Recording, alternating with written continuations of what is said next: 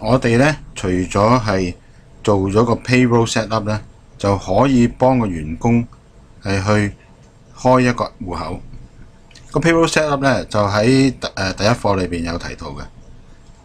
咁我哋首先咧係已經做咗啦個 payroll set up，咁我哋咧就跟住係再加入一個新嘅同事啊，再加一個新嘅員工。咁我哋 click 開 employees， 跟住咧就 new employee。咁跟住咧我哋咧呢個咧就係佢基本嘅 information。咁而咧亦都係一樣咧，就係話佢有一個咧係彈出咧嘅一個指引咧，就係話俾你聽咧點樣輸入呢個表嘅。好啦，咁我呢個員工咧，我哋一般都係用翻咧有一個 employee number 嘅 EM00。頭先之前我哋有2個員工輸入咗啦，依家咧係輸入到第3個員工。咁咧佢係屬於呢一個咧係採購部嘅，咁咧我哋都叫做 supply section 啦嚇 SUP。咁呢個 supply section 咧，我哋將會咧係屬於 vendor 嗰度處理嘅。咁呢個員工咧，佢個名咧就叫做Jeff So。咁佢咧亦都有個花名叫 Lion。嗱，咁呢度咧睇到咧 employee sales rep and both。咁由於佢係屬於採購員工咧，所以我哋擠佢咧係 employee 得啦。如果佢係銷售員工咧，我哋就擠晒兩度，即係話咧 both。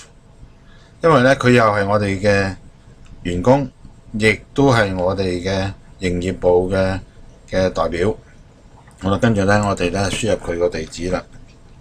咁咧係33啊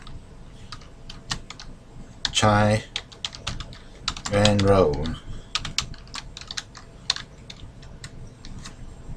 咁就然後咧就柴灣。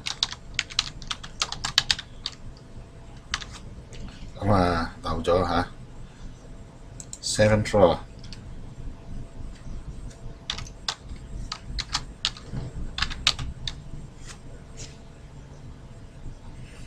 好啦，個電話係23237788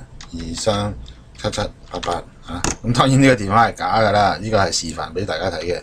咁啊，另外咧佢個電話咧就等於即係公司電話 ，work phone 21163337。咁由於佢係Bellevue 嘅員工啦 ，City。咁我哋呢度咧都係打翻柴灣 ，Country。咁我哋可以打 Hong Kong。咁 email 就係 purchase to Bellevue@gmail.com。好啦，咁佢係屬於咩 type 咧？咁啊，呢個 employee begin balance 咧，即係話如果佢未乜嘢人工都未支取過嘅，咁我哋咧係但咧佢要我哋先 save 咗先可以用得。咁我哋 save。好啦，然後再 employee beginning balance。咁啊 date payroll field 啊 gross。咁啊喺 gross 嗰度咧，我哋係0啊。咁就 date 咧就當佢係今日開始起啦。4號 July。